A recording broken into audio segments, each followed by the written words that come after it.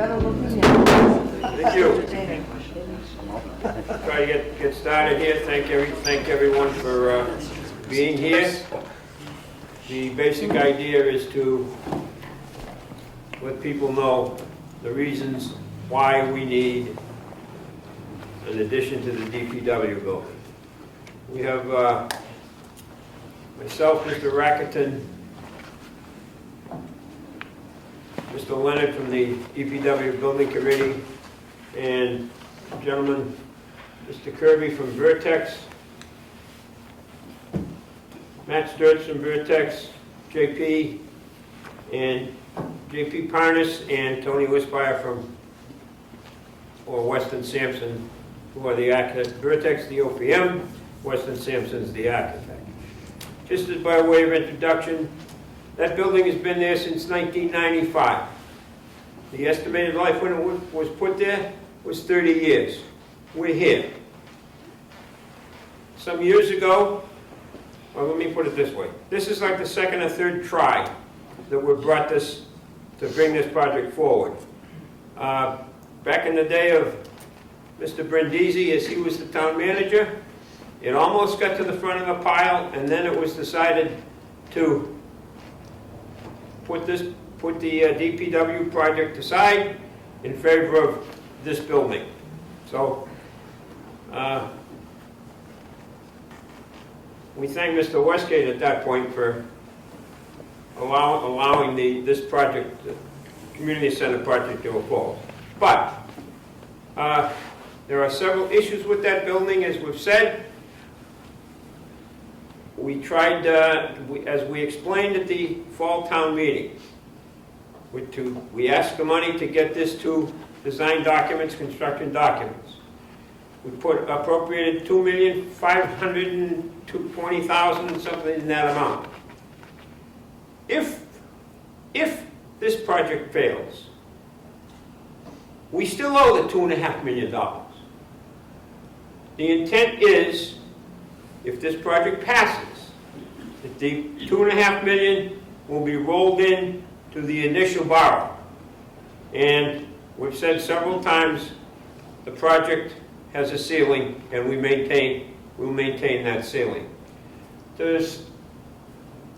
We shouldn't be 2 hours, as I've seen some notices say, but the plan tonight is through Mr. Kirby, Mr. Westgate, Mr. Rackerton, to go through these slides, answer any questions that we have, and see what happens with it. Mr. Kirby. You got a question? Are we waiting till the end for questions, or as it progresses?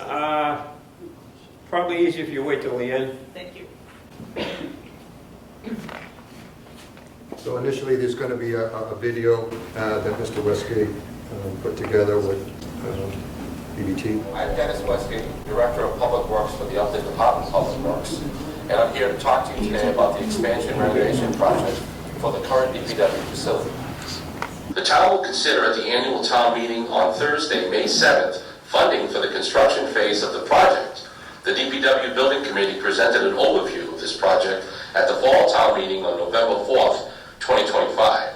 At that meeting, the town voted to approve initial funding in the amount of $2.5 million for a detailed design and development document. At the annual town meeting, the DPW Building Committee will be requesting funding for the renovation and expansion of the 30-year-old facility. If the town approves the article at the annual town meeting, there will be a ballot vote scheduled for the annual town election on Tuesday, May 12th. The DPW touches all of the infrastructure in the town. We have 19 full-time employees that are involved in maintaining 80 miles of road, maintaining town-owned facilities, snow and ice removal operations, maintaining a fleet of 24 vehicles, repairing and maintaining water and sewer mains, drinking water treatment and distribution, wastewater collection and treatment, maintaining buildings, culverts, bridges and dams, emergency response management, flood prevention, trimming trees and roadside brush, park, cemetery, and forestry maintenance, hurricane windstorm cleanup, removal of roadway hazards, support of police, fire, and EMS departments. Renovating and expanding the existing facility is needed because the current facility, built in 1995, is past its expected life of 30 years. During the past 30 years, the population has increased 57%. The number of water users, 45%.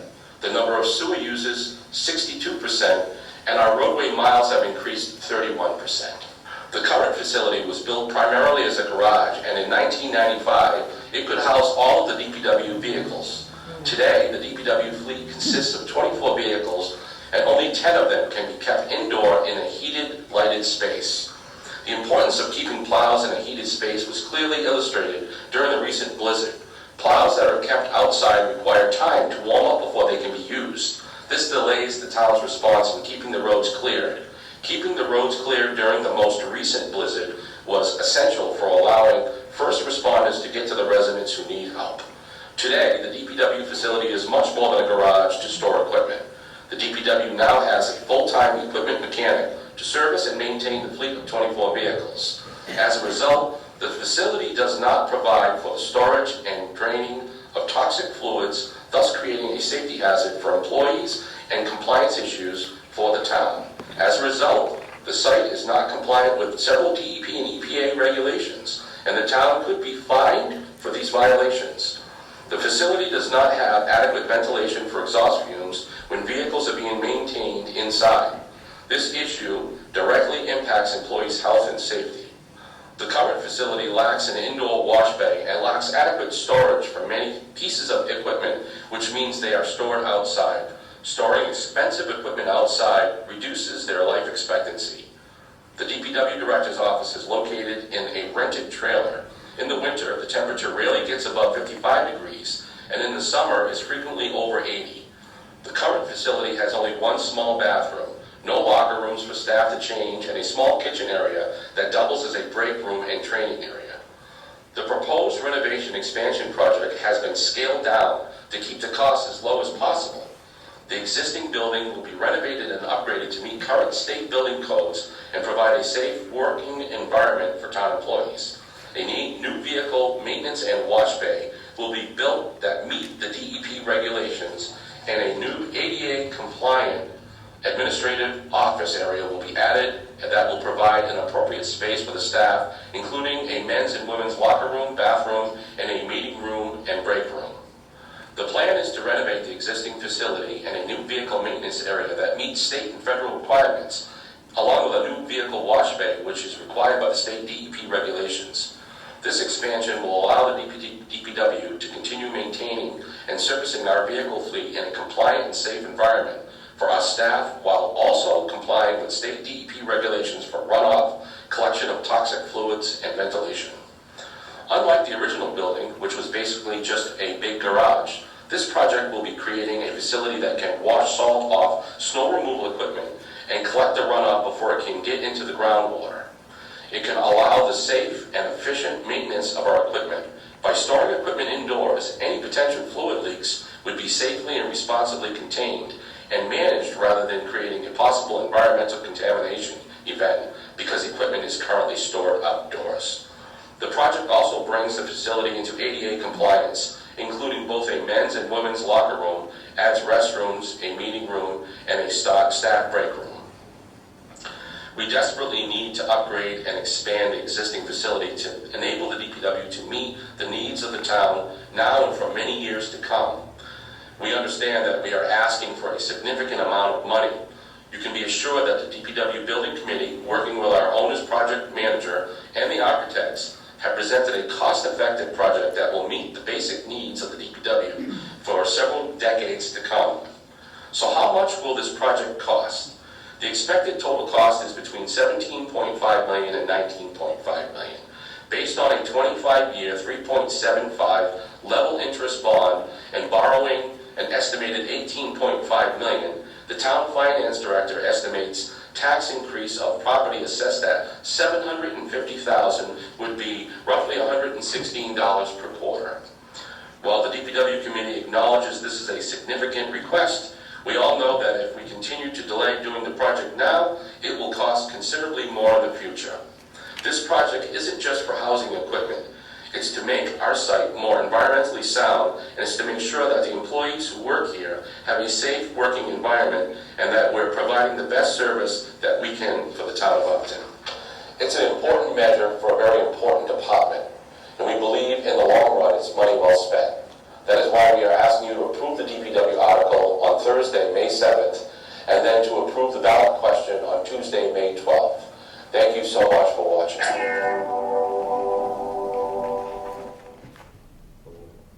Got you, thank you. So thank you everybody for coming. I really appreciate it.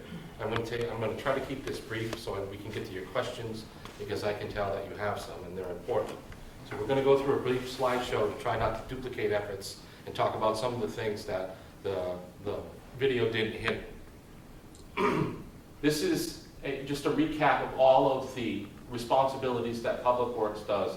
I don't think people realize that Public Works is really your first responders. The reason that your fire and your police and your EMS can make it to your homes and your school department can function is because we do our job. So this is an outline that you heard in the video of all the different responsibilities, touching upon the main items that we are responsible for. We have a fleet that is valued at nearly $4 million. The majority of that fleet stays outside during the winter months. And it's not good for transmissions and big trucks to be able to load salt in the middle of winter and respond at 1 o'clock in the morning in the snap of a finger to treat the roads to keep them safe. It's detrimental to the lifespan of the truck, and it slows our response time down. You can see over the years, the responsibility of the Public Works Department has grown considerably since the initial building was installed 30 years ago. With roadway miles going from 61 to 80, and the water expansion, the sewer expansion, our current customer list and our population has grown considerably. This is a proposal of the new facility. The existing conditions are in green, I guess that's green, and the new facility is in blue. The new facility consists of staff and administration, a maintenance bay, and a wash bay. And the existing facility will be changed over to storage. And this is what it looks like from outside of the building. And the next slide is going to be, the next two slides are really going to show you what inside the building looks like. So this is administration.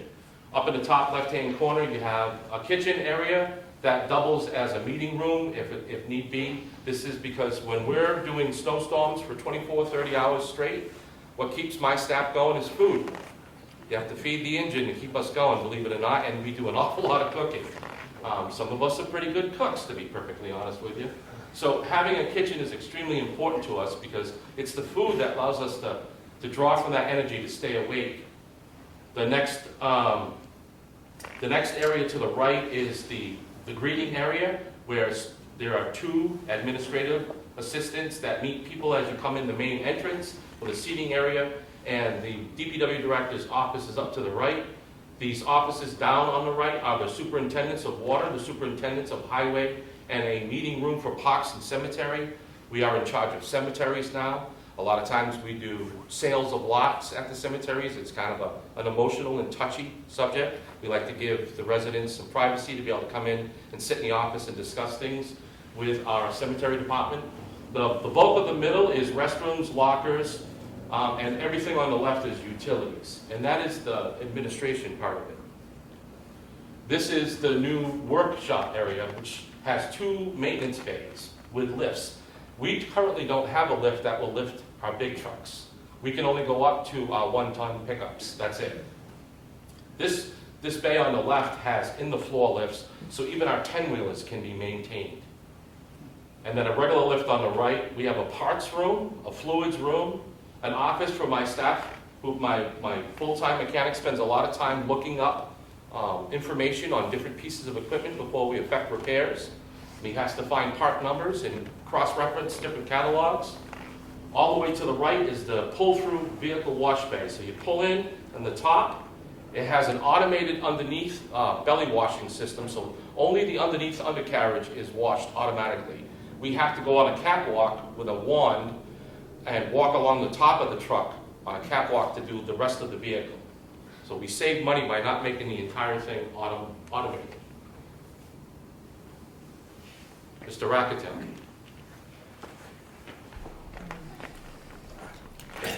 schedule is here. Last November, we were at town meeting, we asked for $2.5 million to complete the schematic design and create the construction documents, which is what you need to actually build this building.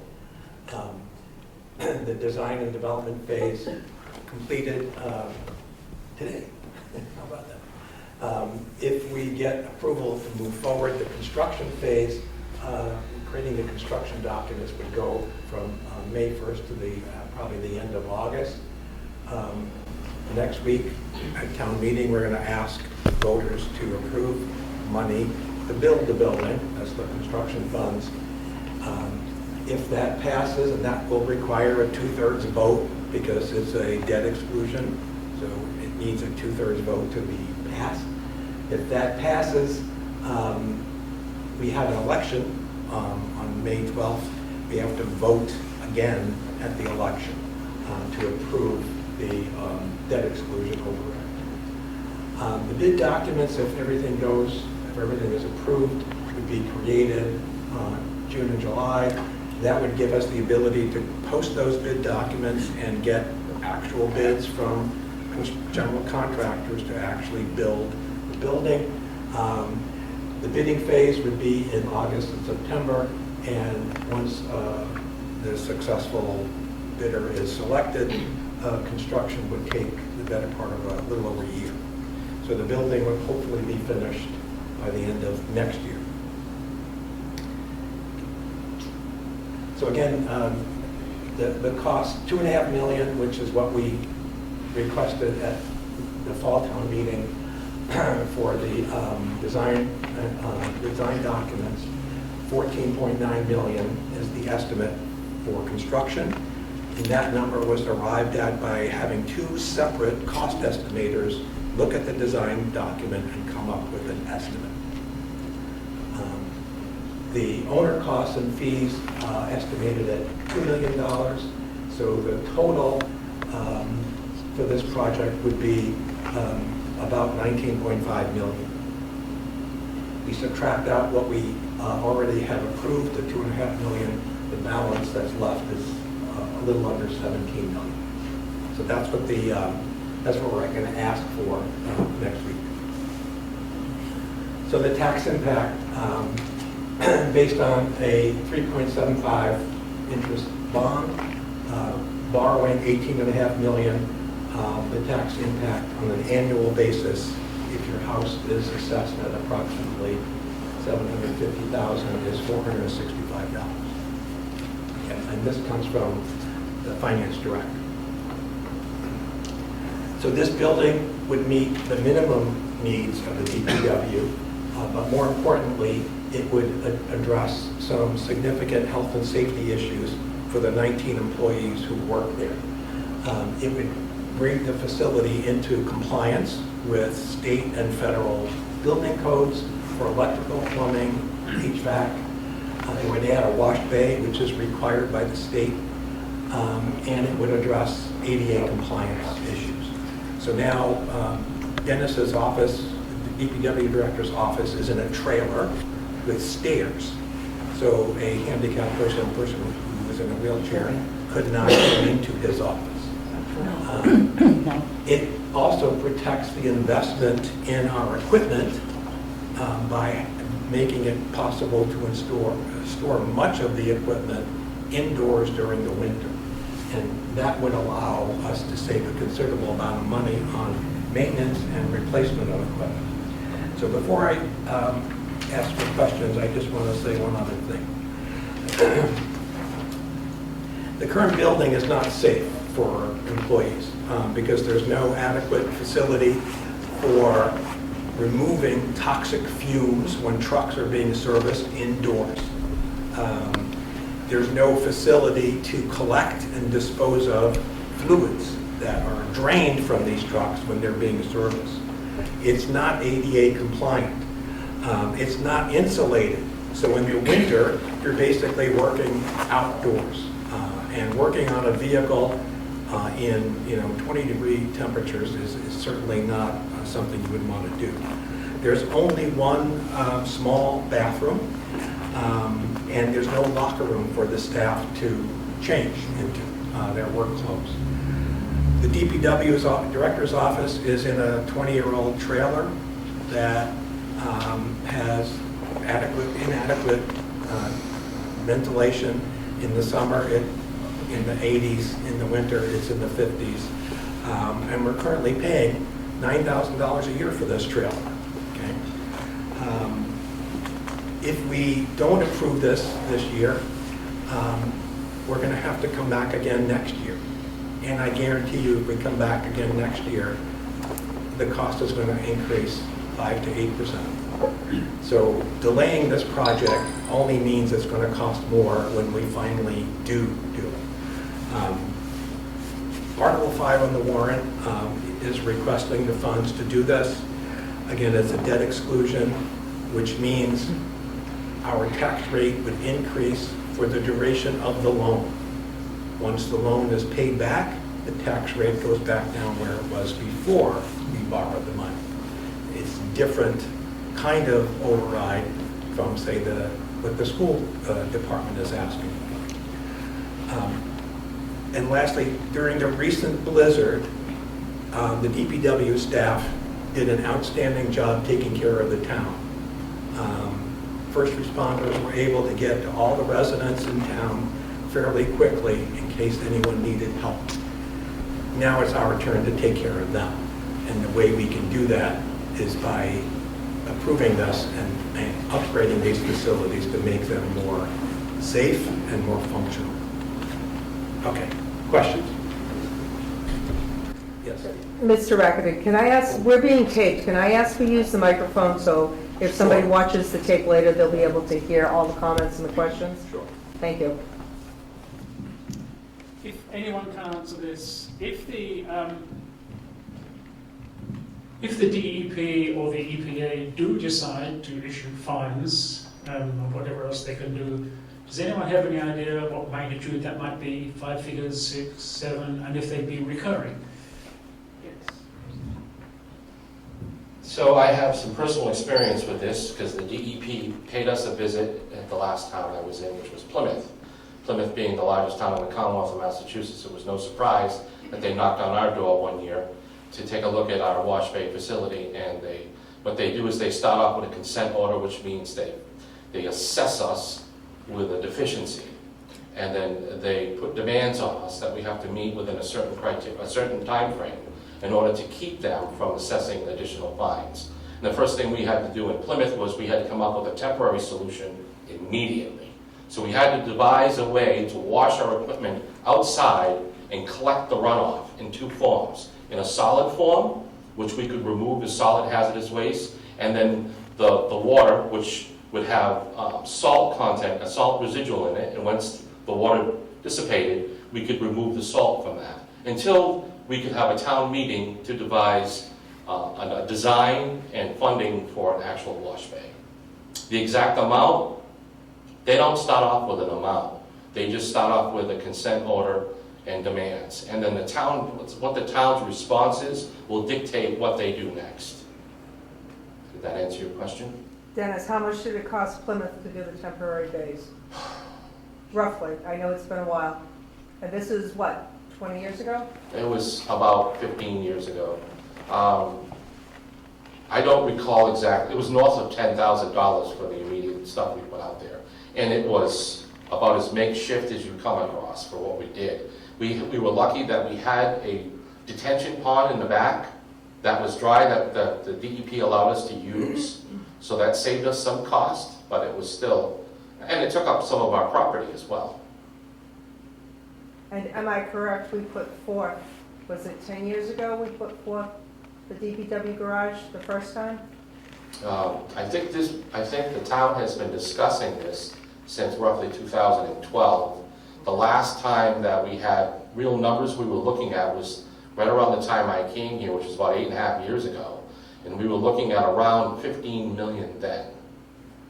And I want to add that our original design when we started off this program, we went after everything that the DPW needs, and we also considered expansion.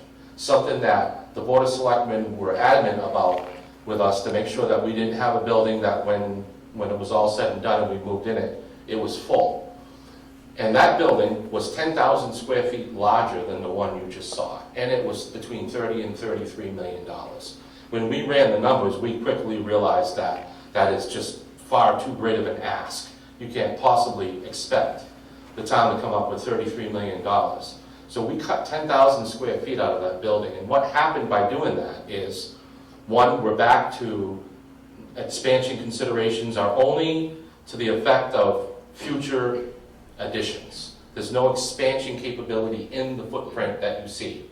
Two, we didn't adjust the salt shed. It's still undersized, which is, it's not the end of the world, but you can see it from here. It just means that we have to be very careful about keeping our stockpiles up during bad winters or we'll run out.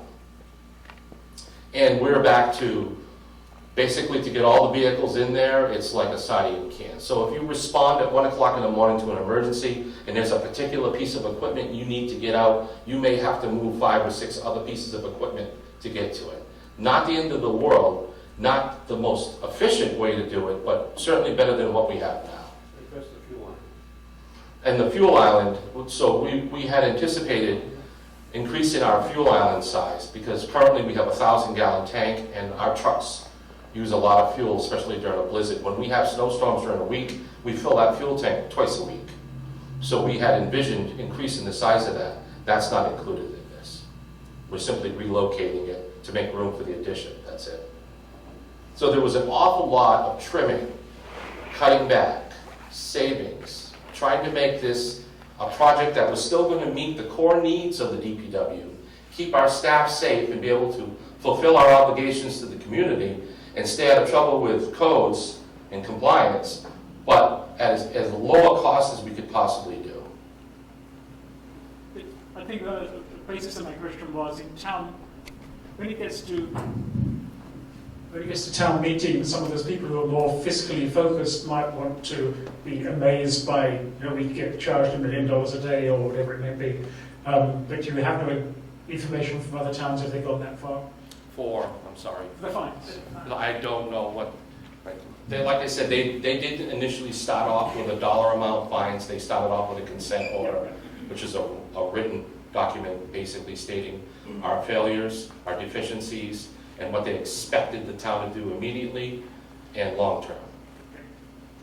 Now, if we didn't meet that, I would anticipate some hefty fines.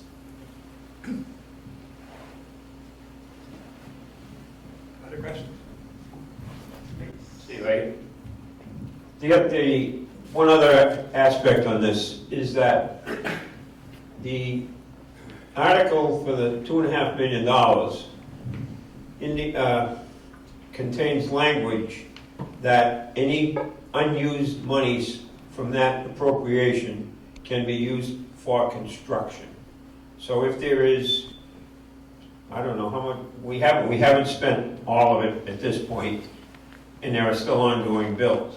Anything left from that could be applied to the debt. In addition, there's $430,000, $440,000 left from the construction project on this building.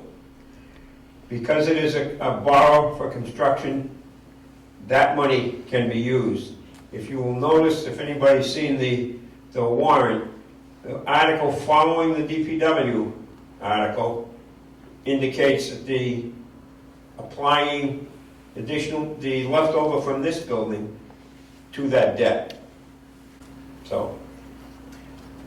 And that's a good point. What I just want to add to what Paul said is the reason there's $430,000 left over from this building is because Mr. Kirby, our OPM, Paul and I and the rest of the building committee for this project were anal about making any reductions in cost that we could. So where the architect originally would specify fancy wood trim, out.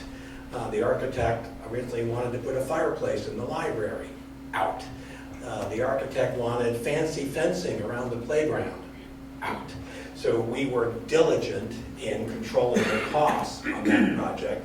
That's why there's almost $500,000 left over, that we can now use to lower the cost for this project. And if we do get the opportunity to do this, we'll be applying the same diligence in controlling the cost of this project so that we wind up with a surplus and do our best. Yes, Barry. Yeah, I have a question. One of these gentlemen is the project manager? Yeah, Kirby. So, Mr. Kirby, how much of the $2.5 million have we spent? Or how much do you anticipate spending? Or anticipate, how much do you think will be left over? We could potentially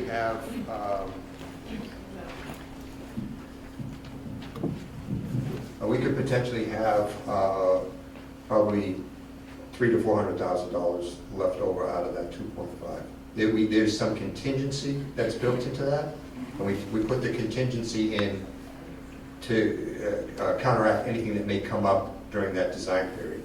Right now, we're fairly far into it, so we probably won't have to touch that contingency. So, and that's just a rough estimate off the top of my head. But, And one of these gentlemen is an architect? yeah, yes. So, for the architect, I'd like to know Can what... you wait till you get the microphone just so people at home will be able to hear the question, please? Sure. I'll come over here. Thank you, sorry. So for the architect, I'd like to know, in the design, there were 2 conference rooms. Why 2 and not one large one? I can answer that.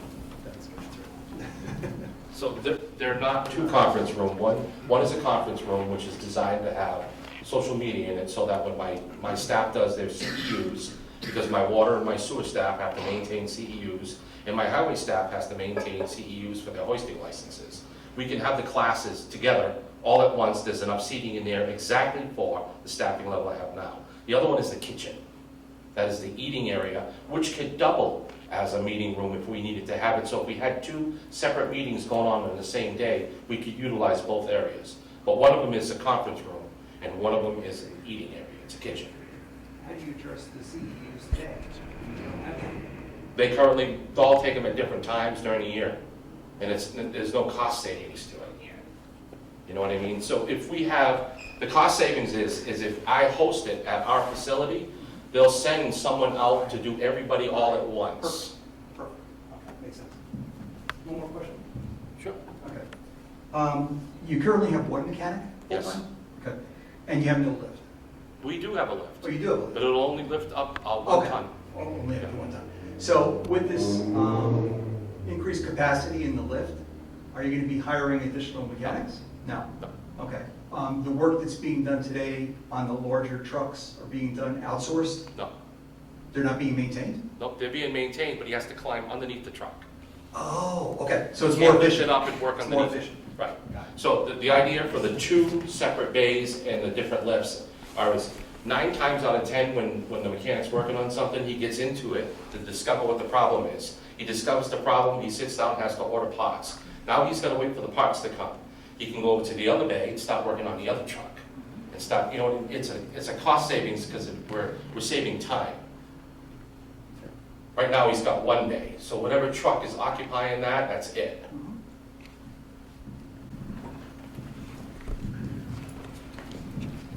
Hi, thank you. My questions are for Weston and Sampson and for Vertex. And maybe we can go back to the slide that just shows the fees, because I think we're really for this project. I think we need it, obviously based on what Dennis said and all that. But what I'm really trying to understand is why it costs $2.5 million for a $14 million project, construction cost. So if we can kind of analyze that, and I understand that, you know, that's not just the architect, right? You have your mechanical, electrical, structural. Are we doing site work? Are we realigning the road? Because that intersection is horrible with the light that is always on that doesn't need to be. Things like that, like, are we addressing those kinds of things? Are we looking at, is the building have asbestos? What's the electrification that you're doing with the new code? All of that. I'd just like to understand that a little bit more. Thank you.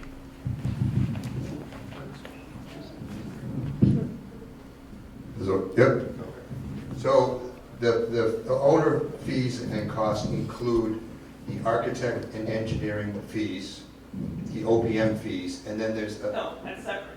You had the OPM fees at $300,000, just shy Oh, of I 300,000. thought that you were referring to this here. Yeah, well, you the had two that point- in a different slide, that was in 2.5, you had a separate 300,000 for that. This is like-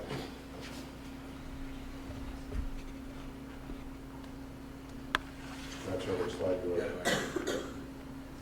The one that has the soft cost, honestly.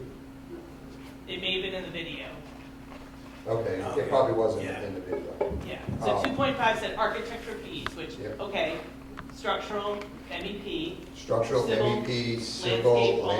landscaping, it's, that's under the how many architect's square umbrella. feet is this now, is the building? I'm using my calculator on my phone now. How many Say it again? square feet is it? What's the overall square The footage? proposed building, I believe, is approximately 21,000. Including the existing? Yes. Yes. You've got new, and you've got the renovation part, and then you've got sidewalk. Almost $700 a square foot to build an industrial building? Yes, that's correct. That's a lot. I mean, I do GMP facilities for that kind of price, like, wow. And the other, you gotta take into account the other soft costs, the other fees are your testing, your I think that, commissioning, as a your legal costs, town taxpayer, furniture. I really would like to see the breakdown of that, what the fee really is. Because I'm an architect and I don't get paid that much on a project like that for $14 million. So, Okay, so that's a public records request then. okay? Okay, great. You can supply it without a Yeah. doubt. Yeah, I think I just want to see the breakdown because it may be very legitimate. I Yeah, we- just don't understand when you lump it all in one, we don't kind of get that. And I Yeah, no, think that we Berkeley's have that got it. detail, so we can show that, yes. And I would say for next week's meeting, we would really want to see Consider it done. Yeah. that. Wonderful. If you two can give each other's emails. I already have it. Oh, okay, beautiful. Yeah, he helped me very much I understand the DPW, right, they help all of us, and we need to, maintain the facility and the equipment that, to be used, but, But I just- it's a perfectly fair question, yeah, and I have no problem producing it. wonderful, thanks.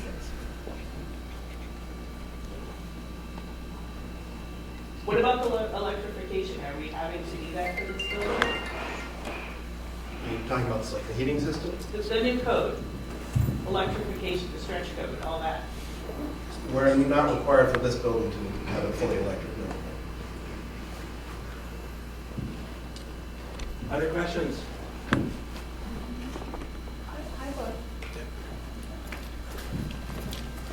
I'm trying to do the math in my head, okay, which is bad, and so I did do a little calculating. But it sounds, if I do the quick math on this, it's about 13 to 14 cents per thousand of your property value that we're adding, to come to that amount. So that's about a 10%. I'm just trying to understand it, and I see the value of what we're trying to do, but it's about a 10% increase to our current property tax. I also heard you talking about the community center, and that was done on a loan as well. Is that going to, is there dollars a part of our property tax today that are going to come off that will help offset this, besides the $400,000? So the bond for this building is in its, what, 7th or 8th year? 50 years. 50 years, something like that. So we have 15 more, or 10 more years, I don't know what he borrowed, 20 years. So if the bond for this building was 20 years, we have 15 more, and we've already paid 5, we have 15 more years before our taxes would decrease when this bond is paid. So if we decide to do this, the two are going to overlap. For 15 years. And what's the amount of the property tax, do you know, for the current loan? So that's going to decrease in 15 years. For this building? Yeah. I can't answer that. I'm just curious, I'm just trying to understand the. Steve, do you remember what it is? I don't know. For some reason, I think it's 600. So this building, Oh, she this wants to know building what's doesn't the cost cost. $1 million. What, this project is 14 million. So if you calculated, Well, right now, it looks like about 13.5 cents per 1,000 being added So to the given- tax rate for this. right? given the amount of the, If I did that. if the amount of the bonds for the two projects are similar, then I would expect that when the bond for this is paid off, we would see that, about that much Roughly that. decrease. Okay, Yeah. so it's about a 15-year double. That we would have both of them, yeah. It is actually listed at the assessor's office, the Yeah. impact line by line on your taxes. Very few people read their tax bill. It's alarming. But yes, you can see it and you can see when it falls off. So you're right. on Because your our tax base, our bill- base tax I think rate it's important is for people to X. understand. Yeah, on your tax bill, there's a little, in very little print, over in the right-hand corner down the bottom, it says that there's an assessment for this, the bond for this building. And that will go away when this is paid, and it'll be the same thing if we decide to do this. Steve, what I think this lady is talking about is your tax rate, okay? These numbers that we're telling you now, the numbers we're going to tell you next week, they are estimates. They are estimates based on the values today. The actual tax rate will not be known until November. That's when the tax rate is set, okay? In that period of time, the valuation of the town is going to increase. I know this is hard for people to understand, but your tax rate is a function of how much the town raises and appropriates as it relates to the total value of the town. Okay? It's a moving target until we get to that point. Okay? So, again, this is a value based on the values that the assessed values, the value of the town, for the tax bill that should be paid by tomorrow. And if I may, last year, our tax rate decreased. It was either 6 cents per thousand or 8 cents per thousand, but I cannot remember exactly. But the tax bill still went up because your value. Well, we still went down 6 or 8 cents. Again, the We're tax, trying, Paul. excuse me, the tax rate You have a question, is just a function, okay? It's a mathematical formula. That's what it is. I just want to say on this fiscal year's tax rate, that house's taxes will be 9,802. So it's about 5%. Based on Based on today's values. Based on Laura. 1306. Yes, and I'll use the microphone because I yelled at everybody. The Finance Committee's budget book is online. In the first page of the Finance Committee's budget book, there is a table. It goes from roughly 400,000 to a little over $1 million. And it will show on each of the warrant articles and each of the overrides the impact per year on your taxes. Not per thousand, because most people don't comprehend that. So it is published, it is on the website, and it should give a very clear reason.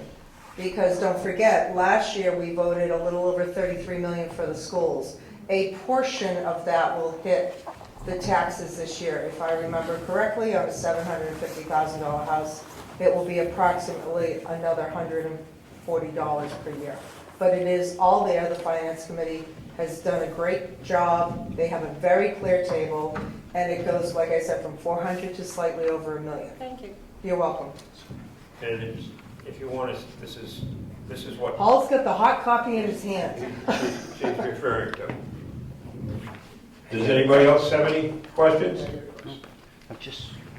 I'll pass the microphone. So I'm not very schooled on this stuff, but I was curious, does the state have any obligation to help out on a project like this? No. No? That was- It's kind of like the schools, they leave us hanging. Well, let me, to the annual budget, the state gives you money that's based on the quote cherry sheet. But that just applies to the whole budget process. If I may say, this is deja vu. I recall going back to the high school, that was 25, 30 some odd years ago. Over 30, Bob. Over 30, well, I talked to my son, he helps me out. But at that time, it was $24 million. And people were, oh my God, because Upton's entire budget was just over $1.5 million. And that was a major impact. But the answer is time is money. If we had to build that school today, it'd be $180 million. The DPW building that's there now cost the taxpayers $0. It was built off the sale of the gravel from the land. The police station was an issue with $1.4 million. It's 30 years old. Time is money. The fire station was $4.5 million. If you had to build that now, it'd be 12. So to delay the inevitable, which this is the inevitable, it's only going to cost more. Bob, I think the police station is pushing 40. Well, I won't say it. We're on camera. I'll be honest. That's a first. Yeah, I- No, the police station is pushing 40 years. Yeah, okay. Other questions?